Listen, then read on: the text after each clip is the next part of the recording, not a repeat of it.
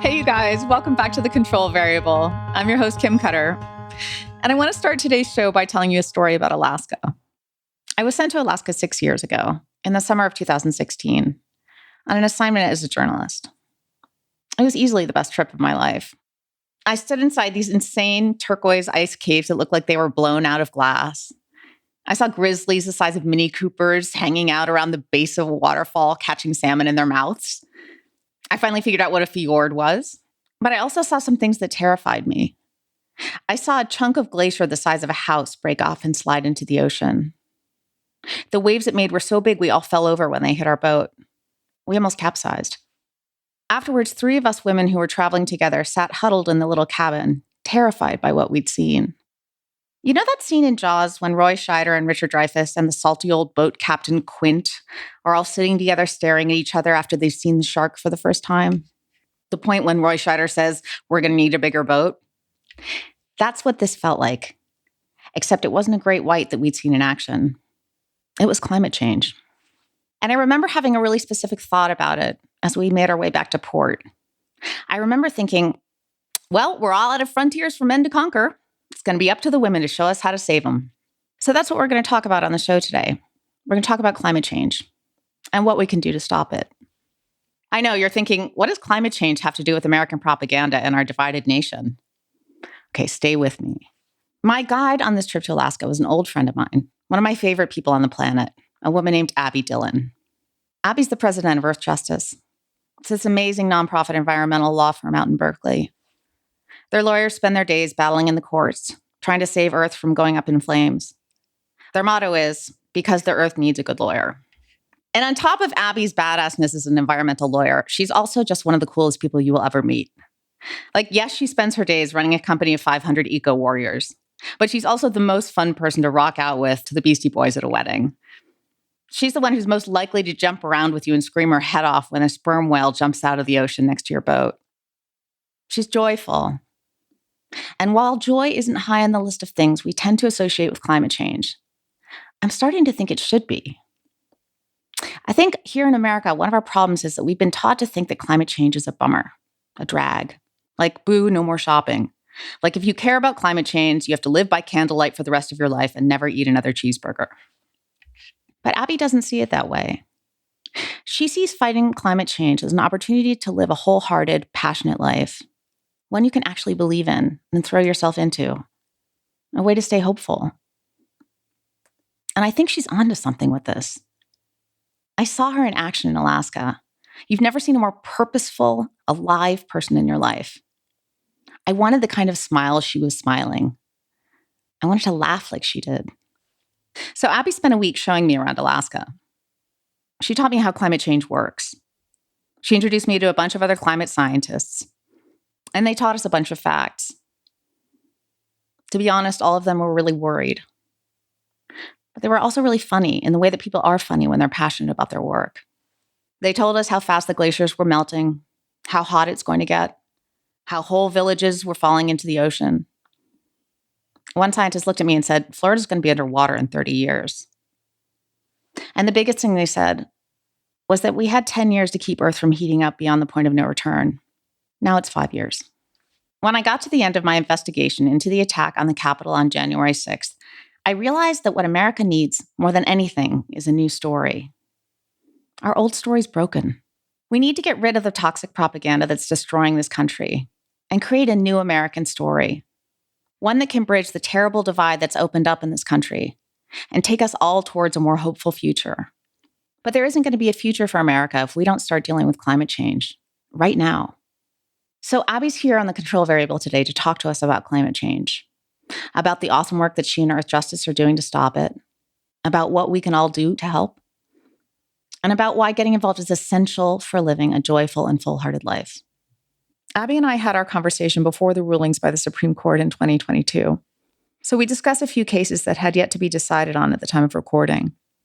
Rulings on abortion, clean air protections, and several gun rights cases. We'll talk about these topics more in the future, given their rulings. But for now, here's my talk with Abbie.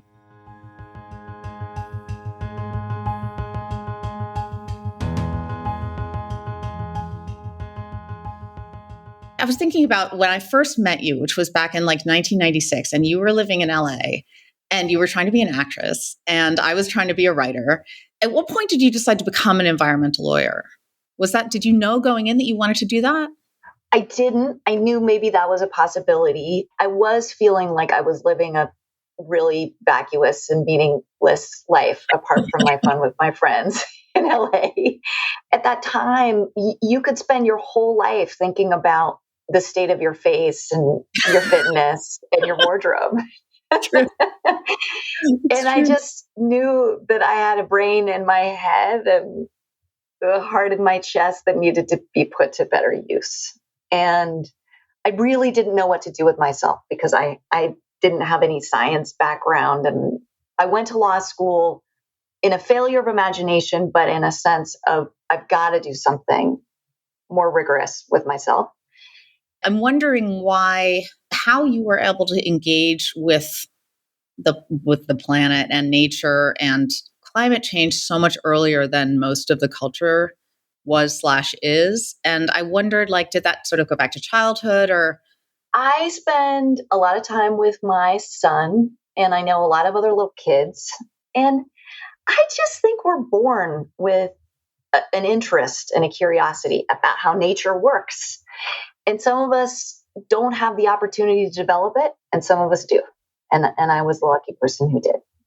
In terms of your friends and family, did you face, because I am really struck by in 2000 how little interest, at least from the culture that I came from, and how difficult it was to get anyone interested in climate change. And I wondered if you faced any of that, if you have any memory of that, or were people in your sphere just sort of really supportive?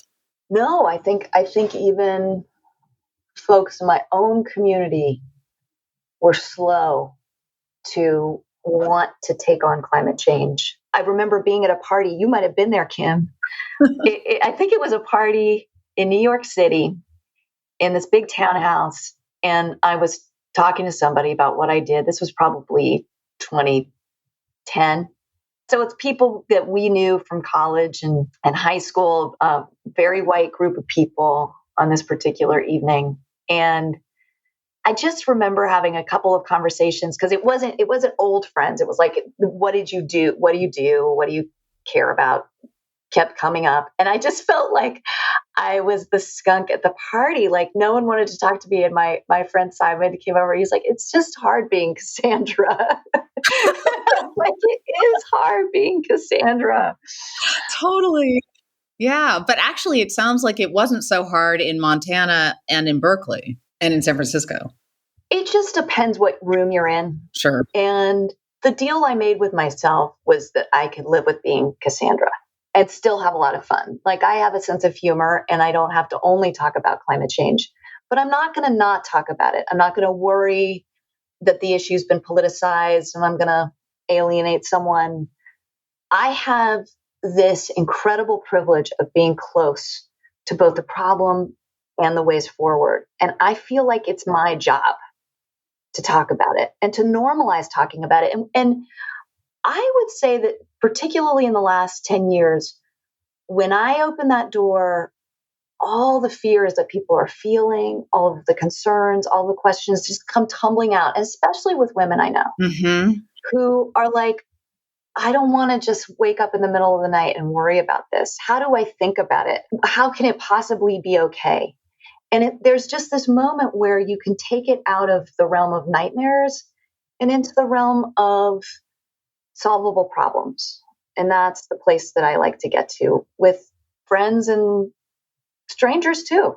Something that I mean, it kind of weirdly inspires me and consoles me at the same time. It's just the fact that as a woman, we didn't make these systems. These weren't our idea.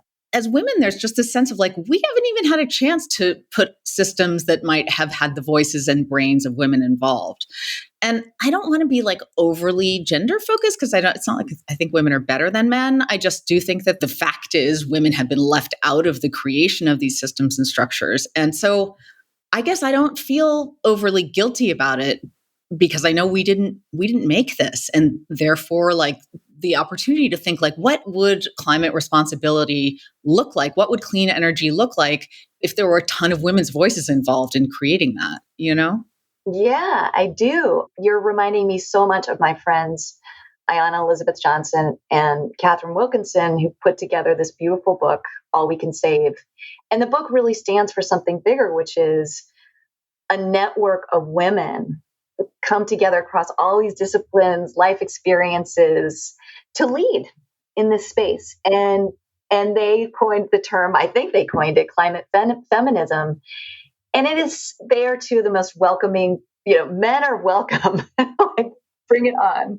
And I know a lot of great men who have good looking climate feminist t-shirts and wear them proudly. I think you're onto something that I don't think guilt is where it's at. Like, right. This is a time for action. And women do a great job of understanding when there is a real threat and working together. This idea of shine theory. Shine theory posits that we do better by lifting each other up, and that we can all get the credit. There's no scarcity. You don't have to have one leader. You don't have to have one hero. That by shining our light on each other, we all get brighter and more powerful together. It's like an anti-competitive theory for success and change.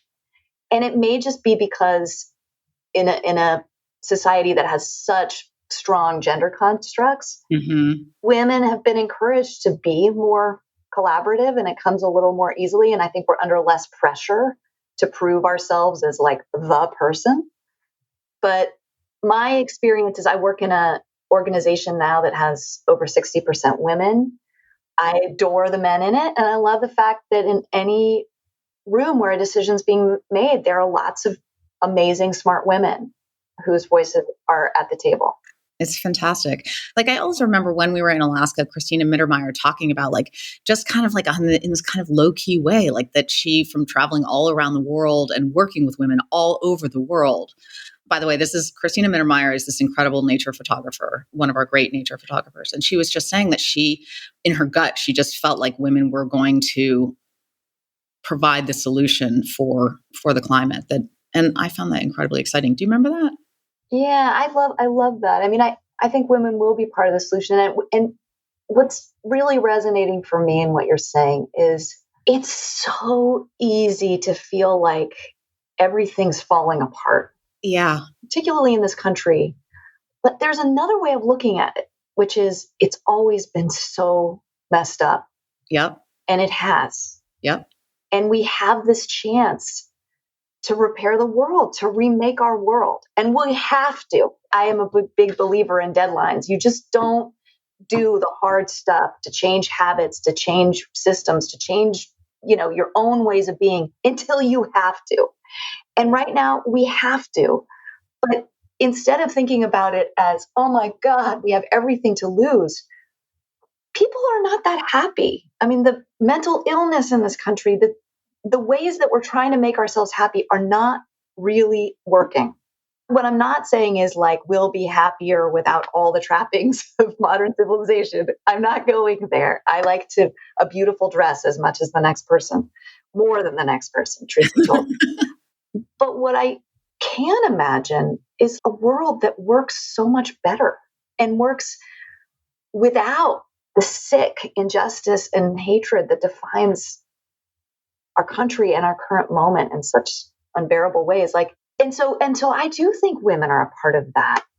This may be our chance to help remake everything. Yeah, I kind of want to hear from anyone whose voice has been left out of the conversation, basically. Yes. I mean, I honestly think that's where the skills and the mindsets for how we're going to survive are going to come from. Since we went to Alaska in 2016, I mean, that was back then, it was like, okay, we have 10 years and now it's 5 years. And even under best case scenario, we are going to reach 1.5 degrees Celsius. And that means it's going to get hot. Can you talk for a second about just like a couple of examples of what that will look like, 1.5 degrees Celsius?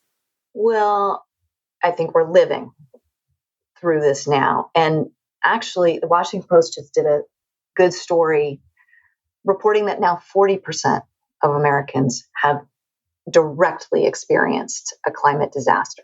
If you're in New York City, you've had days with waterfalls coming down the stairs of the subway, or the entire Harlem freeway being flooded like a tidal wave. If you're in the Midwest, you are watching like crops year after year fail. If you are living in the Gulf South, you are dealing with superstorms at a rate that no one who's lived there is prepared to withstand.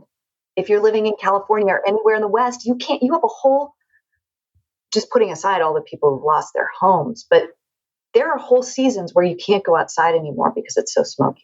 I think you're right. I think that it seems like the problem of people making the connection with climate change maybe isn't nearly as bad as it used to be. Maybe really, I think the bigger challenge is just giving people hope and a concrete sense of what we can do. Yeah. And I'll say, like, it can get worse. I mean, our most populous cities, from Shanghai to Mumbai to New York City to Miami, will be underwater with the additional sea level rise that's in the pipeline. This starts kicking in, though, in the 2030s, 2040s. There have been projections by UN agencies that have India running out of water in the Punjab by 2040. That's a breadbasket of the world. Similarly terrifying projections for the American West, including California. It's not a gigantic imaginative leap right now. We can feel it. I think we feel it in our bones. My theory right now, Kim, is not that people are totally disconnected from it. It's that they are deliberately disconnecting from it because they don't know what to do. And we are a species that relies on the cues of others. And so if everyone around you is quietly pretending it's not happening, it makes it easier for you to pretend that too. And that's why it's so important to do this podcast, to talk about it and be like, yep, it's real, it's real, it's real. And if we can all follow each other's cues and internalize that it's real, because we know it is. In the bottom of our hearts, we know it's real. Then we can turn to action. And more than anything, it's political action. We had an opportunity in this Congress, it's not over yet, to spend billions of dollars to just get the clean energy revolution going even faster than it already is. That is not hard. Right. So talk to me about specifically what you would tell people, just normal people who up till now have not been overly engaged, what they should do.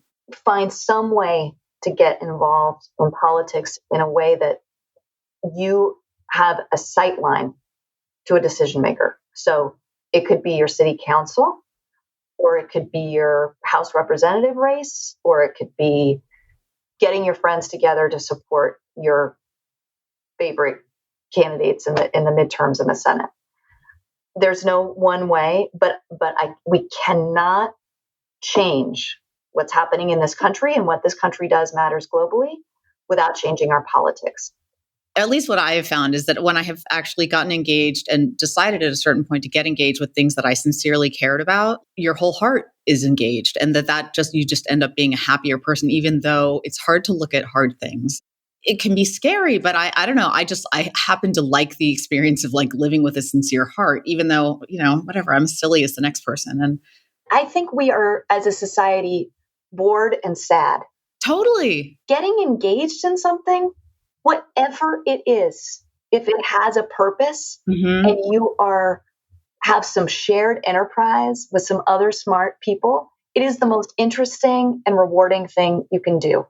And it doesn't have to be gigantic. I've been thinking about Rachel Carson for various reasons, and we correctly lift up these people who are heroes and saints. But then there's the sense that you have to be one. Right. To be part of the solution. And you don't. Before I was more engaged on this subject, there were things like, well, how can I justify going on an airplane? Or like, well, can you ever have a cheeseburger again? And I think maybe it's useful to think this idea that we all have to be saints, this idea that anyone is going to do a perfect job or should be living in a way that feels deprived or that feels joyless that's just the wrong orientation. Yeah, I love those examples. I think they're really concrete. And there's a beautiful indigenous concept, which is I have enough, you have enough. Like that's what we're working towards. And so the way I think about this is, am I killing the world? Is it possible for everyone who wants one to have a hamburger once in a while? Right. Yeah. This isn't about virtue. It's about making sure that what you take is not taking from someone else. Right. Right. And I think we have kind of a sense of proportion, and we know when we're overdoing it. The emphasis on pleasure, right? Like the difference between want and need. For a long time, I thought need was embarrassing and like something you never wanted to feel. But I now think of need as like the things that are deep seated aspects of you being an engaged human on the planet, right? Like, so most wants are ephemeral. Most wants you're not going to want in 5 minutes, right? Like it's just an image fleeting before your eyes and you grab it and think that will make me happy, right? But then there are things that are deeper, right? There are people that you want and you don't let them out of your life, or that you make sure that they become a part of your life. Or, there are, for example, if you're someone who just like is passionate about skiing, and so it feels like they have to fly on a vacation to Colorado once a year, or like you said, a beautiful dress, right? You're always going to love a beautiful dress. So that's probably not something that you should let go of. But maybe you think more about like, is this something I'm going to love longer, and will it hold up? I think that's right. I do think it's important to wrestle with this rapacious desire that we are trained and prodded to have. And I think that is a part of our personal growth and journey in this time. And I'm always going to come back to the point that I think the way we need to judge ourselves is by our contribution to action. So we can hide ourselves away and be as virtuous as we want and affect nothing. But by throwing ourselves more into the world and caring and stating that we care and bringing others along with us, that will be the difference.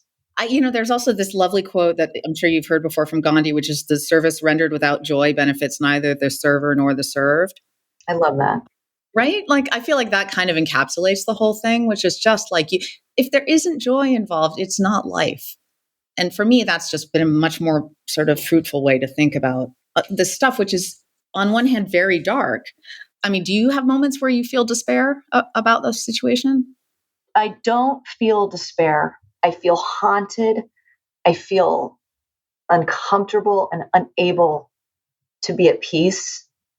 But I do not feel despair because I know it isn't warranted. I know that people can come together. And I actually think these next 10 and 20 years in our lives are going to be so different than I just turned 50, than the first 50 years. And I think they're full of possibility. I think people will come together in really beautiful ways.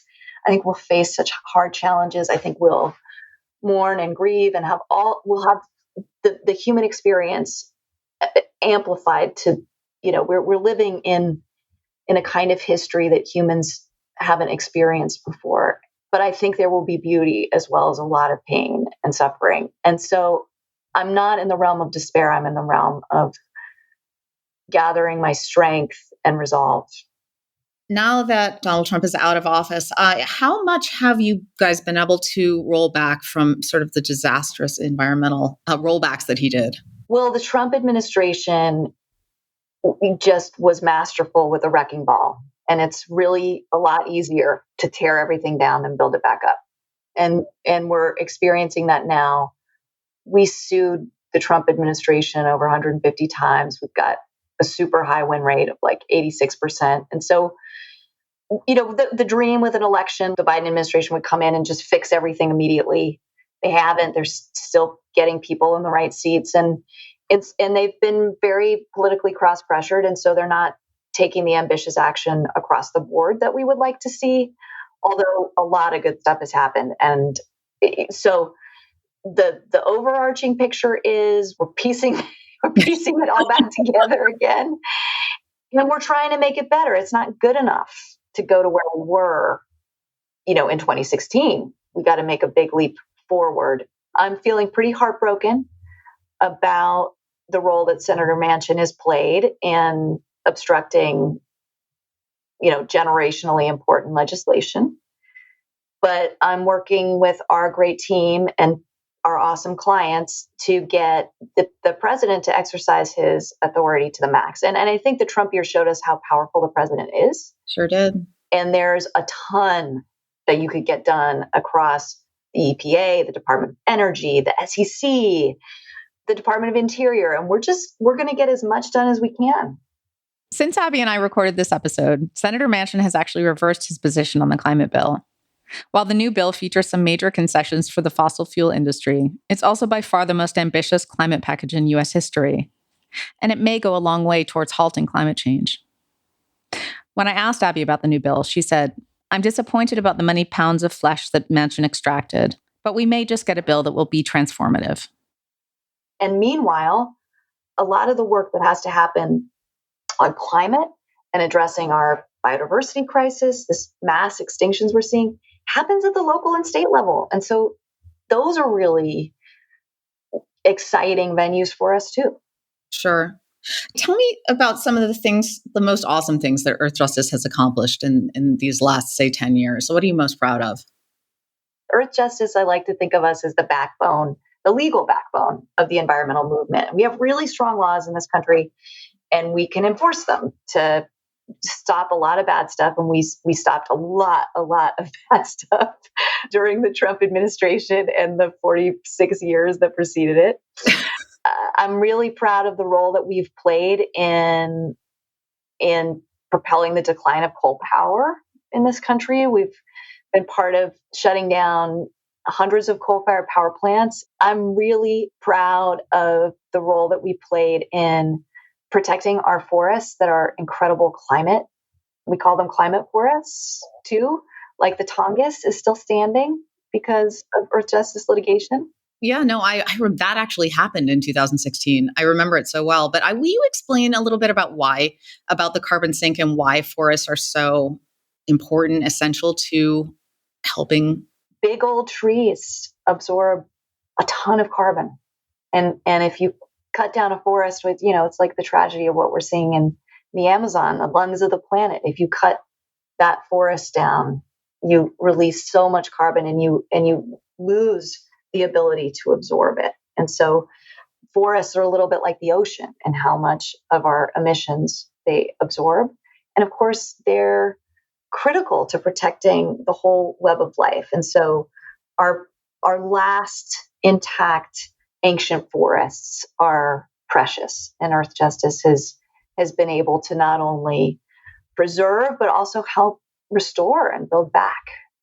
So the Supreme Court is likely to hand down a verdict in the next few weeks on a really crucial environmental case in between West Virginia and the Environmental Protection Agency.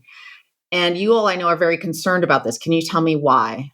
Well, first of all, the case concerns our Clean Air Act, which is a bedrock statute that we all depend on for breathable air. And it's about the president's authority to tackle greenhouse gas emissions. And we think the best outcome is probably a case that erodes that specific authority. On the other end of the spectrum, this case is about something much larger, which is the president's ability to protect us using broad authorities that Congress gives to expert agencies. And the whole idea of modern government is premised on the fact that Congress can't figure out policy details and it can't anticipate every challenge. And so it's giving the federal government the power to use their scientists and economists to provide clean water, deal with vaccines, for instance. And the Federalist Society on the right has wanted to pack the courts with judges who dismantle government. They don't want regulation, and they want to claw back that authority. And this case is a major test of that. And, we're worried that it may pull back the president's authority to protect us across the whole suite of not only environmental laws, but worker protections, healthcare. Thinking about your listeners, I talk to the most brilliant people, and the fact that we're entering a totally new era in the courts is off people's radar. Injustice in this country is just so laid bare right now that it creates an opportunity for people to get engaged and change it. But we need to galvanize around a vision for an equitable and just future for everybody. For everybody. We've got less than a decade to shift the trajectory. Right. I don't think you can do that without government intervention. But then we have to find the political will, right? We have to find the political will. And that's a people problem that you and I and everybody else we know can help to solve. The most important thing we can do is not give up on our institutions and save our democracy, which is in peril right now. And just get activated. Like, you don't have to solve any problem alone in this country. There are truly millions of people who are working on climate solutions and getting involved. And people don't appreciate the power of writing a check and becoming a member of a great group and then being close to that work and seeing how it's playing out. And one door opens to another door. And suddenly, you know, a lot of people who feel close to the solutions, and you're not isolated and facing the prospect of a dystopian future by yourself. You're part of the change that has to happen. But it won't happen if everyone is leaving it to someone else, or if there's just a sense of inevitable doom. That is a self-fulfilling prophecy. Okay, so to drill down into that, what segment of voters do we most need to reach and get to seriously engage with the matter of climate change? Well, first of all, the base of support for climate change is Latinx and Black. And these communities organize and they come out to vote. And Joe Biden won because of them. So, you know, our climate policy, what the president's doing, cannot abandon the base, number one. Number two, suburban white women play an incredibly important role, as we know. Women across the political spectrum are worried about climate change. Right. They just don't feel connected with any power to do anything about it. And so are like, I can't think about it. It's too scary. And that's a group of people that's just got to come together and vote. Neither I nor you want to privilege the white woman in this conversation. It's just that more white women who are privileged need to care and to understand, like, if you can't feel it for yourself, feel it for your kids, right? Right. And that the privilege is a responsibility. Yeah. White educated women in this country have a lot of disposable resources, more time. I think we know in our bones that something is dramatically wrong. And the idea that someone else is going to take care of it is wrong. Right. It's us. Yeah. We're the ones we've been waiting for, as they say, right? Yeah. What I know is that a lot of people I know who are materially secure are deeply unhappy and are struck with a deep sense of despair and lack of meaning. And I find so inspiring to talk to you because you do make me want to engage more. I mean, I'm already engaged, but you make me want to engage more, right? And you also make me think, like, I will like this life better. I will definitely, right? Like, the more engaged I am in a way about things that I feel passionately about, one of which is the environment, the happier I'll be, the better my life is going to get. I mean, for me, the antidote to despair is just getting to work. And the kindred spiritness of people who are not abandoning this beautiful world, who are intent on the better possibilities of the human species, and the idea that we can still save a lot of what makes our lives so beautiful. Like, it's exciting to be around people like that. I will say I've been working on this for a long time now. And the consciousness around climate change, it is accelerating so fast. I mean, unfortunately, it's accelerating with the crisis, right? But when you talk to farmers in the Midwest who may be very conservative across the board, call it climate, maybe you have one kind of unproductive conversation, call it drought. Right. That's a conversation people can relate to. And wildfires, flooding, the military is seeing it, the real estate agents are seeing it. Mm-hmm. The tragedy is that we've politicized this issue. And so it's sort of a mark of where you stand and what your values are to talk about climate change. That's what we have to get over yesterday. I wondered when you talked to Cher about climate, and like, I just wondered, how do you talk to your son about it? 'Cause how old is he? 10 now? He'll be 10 in August. Okay. So tell me how you talk to him about it and how you sort of instill the urgency and at the same time, a sense of hope. I was feeling like such a remiss parent, as you ask this question, I don't feel like I've given him kind of the direct talk as I give to our donors, for example. But he's around me so constantly, especially during the pandemic. I joke with our staff that he could, if he just had like a voice control that sounded like me, he could be running Earthjustice right now. And sometimes he will jokingly like write emails in my voice, and he knows all the stuff. He's just absorbing it. And I'll drive the kids to soccer, and I'll hear him talking to his friends like, well, clean energy can solve so many of our problems. We've got to get off coal and oil and gas. Oh, I love that. Yeah. So that's like, right. Because to me, that's like that's a narrative, right? That's an American narrative that is way healthier than the one that we were raised with, or even the one that a lot of people are telling themselves right now. And I think that like hearing that coming out of a child's mouth makes me incredibly happy.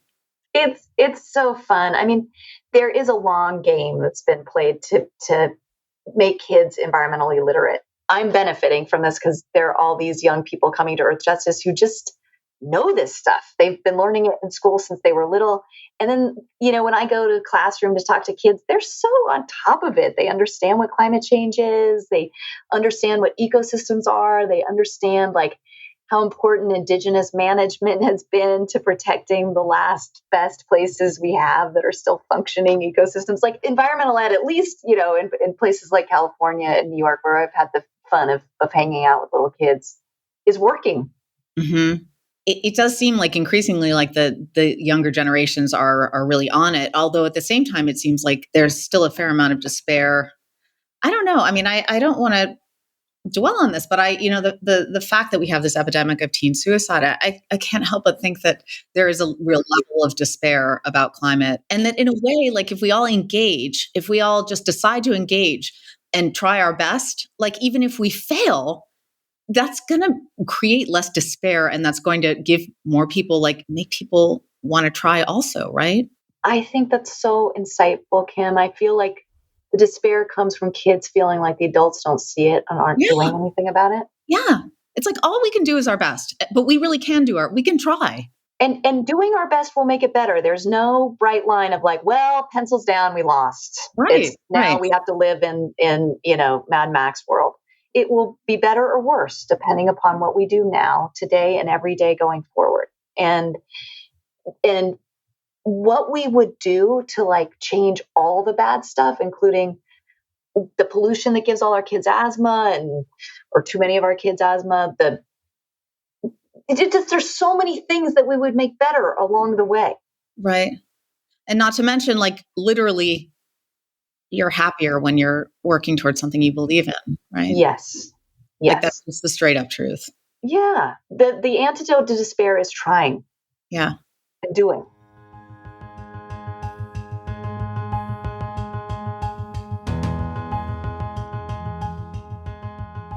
Okay, so here's my takeaway from my talk with Abbie. We need to transition to clean energy. It's going to be really expensive, and everyone is going to whine about how expensive it is. And I promise you, it's a lot less expensive than it will be if we keep letting the planet burn.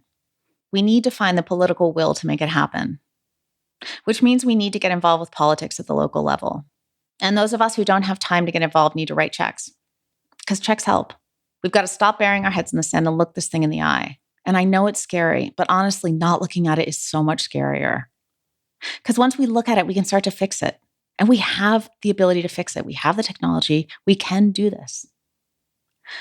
I know it sounds crazy, but in a weird way, I kind of think it will be fun. Like, we have a chance to put our whole hearts into something. Why not try? Find out more about the awesome work Abbie and her team are doing to save our blazing planet at earthjustice.org. And if you've got some extra cash lying around, toss it their way. They've earned it. Thanks so much for joining me on The Control Variable. See you next week.